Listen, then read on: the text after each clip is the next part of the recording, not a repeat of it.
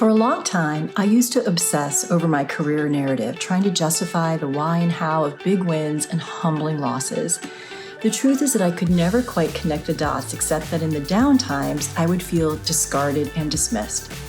In this week's podcast, I explore career resiliency through the journey of a poinsettia plant I bought last December and how trashing it didn't feel right just because the winter holiday was over. To be fully transparent, I related to the plant because I could see how it was thriving despite it not being in season. It's now August and that plant is sprouting so many leaves that it's time for a repotting. This got me thinking that just like poinsettias, our professional lives also go through cycles. We experience growth, change, and sometimes the need to shed parts that no longer serve us. But first, we have to ride out the withering away of those parts in order to get to the renewal. So in this week's podcast, I unpack what it means to evolve. Hey everyone, I'm Laverne McKinnon, and welcome to the Moonshot Mentor blogcast, where I provide tools and insights to support your career growth, including grief work. Unprocessed grief leads to a loss of resiliency. Resiliency is a critical element to long-term career success. Long-term career success leads to stability and fulfillment. So that's why I'm both a coach and a certified grief recovery specialist. Okay, let's get to it. There have been many times in my career where I've felt like a poinsettia plant in January after the holidays are over, tossed aside because it was time to move on to what's new and in season. I relate to that feeling where my career luster and freshness have faded, and before I've had a chance at renewal, I'm in the trash heap. Perhaps it was time, or perhaps it was premature.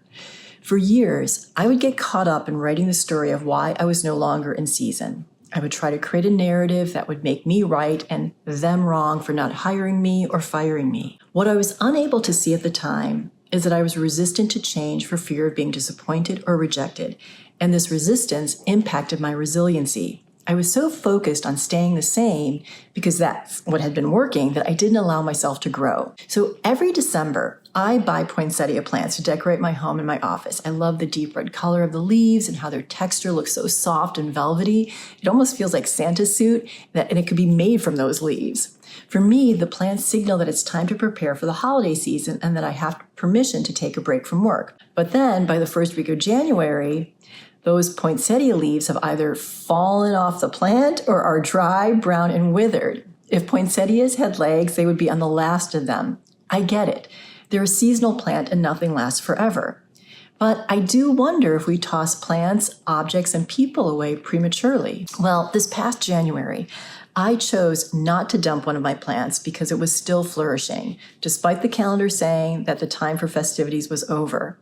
Now, it's August, and that poinsettia plant has sprouted green leaves, and it's bursting out of its plastic Trader Joe's container. The hard truth is that parts of our careers will inevitably wither and die. But remember, you're not the leaf on the poinsettia. You are the poinsettia. The leaves on the poinsettia represent parts of your career that are born, flourish, ripen, and then die. Think of it this way. You may have gone to college to study for a particular career path.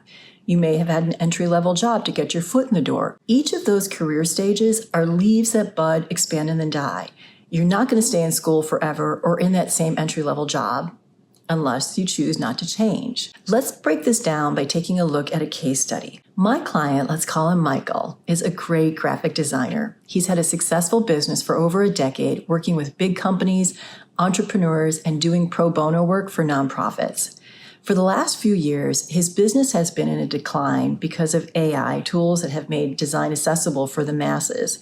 It was heartbreaking for him, and we began working together when he was trying to decide if he should throw his business into the metaphorical trash heap. The question that I challenged him with was whether it was truly time or if dumping the business was premature. Michael had been resistant to the hard truth of AI and was desperately trying to drum up new clients using previous sales techniques that focus on old school design approaches. It wasn't working. Over a series of coaching sessions, Michael was able to express his anger, fear, and eventually his sadness over how his industry had changed and left him in the dust. We eventually came to a place where Michael realized his narrative of being left behind was no longer serving him. As a way to embrace change, he wanted to say goodbye, not to his business, but to how he had been running it. We created a ritual in which Michael designed a digital folder that would serve as a coffin.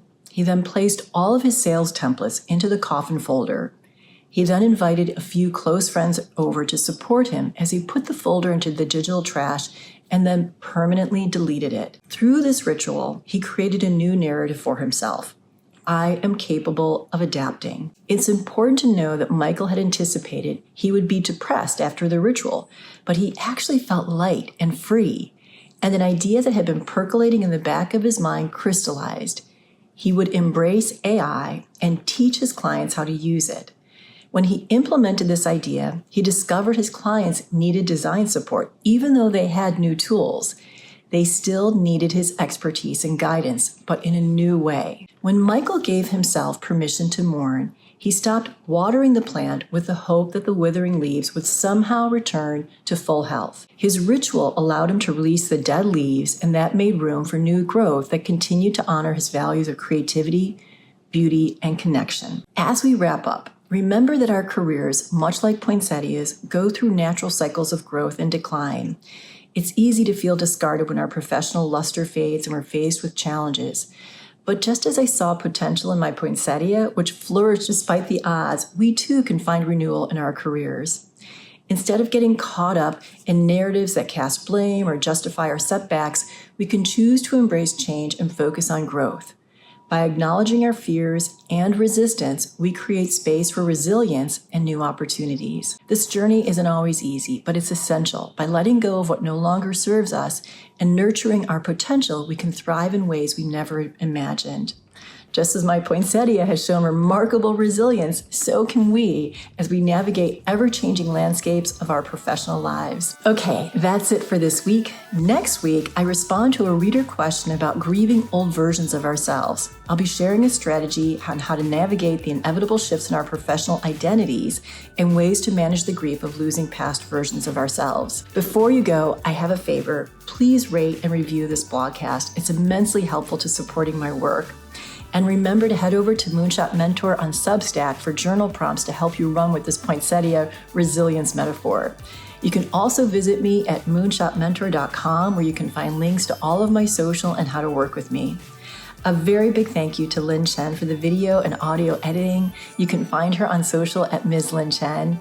And thank you so much for tuning in, and I will see you next week.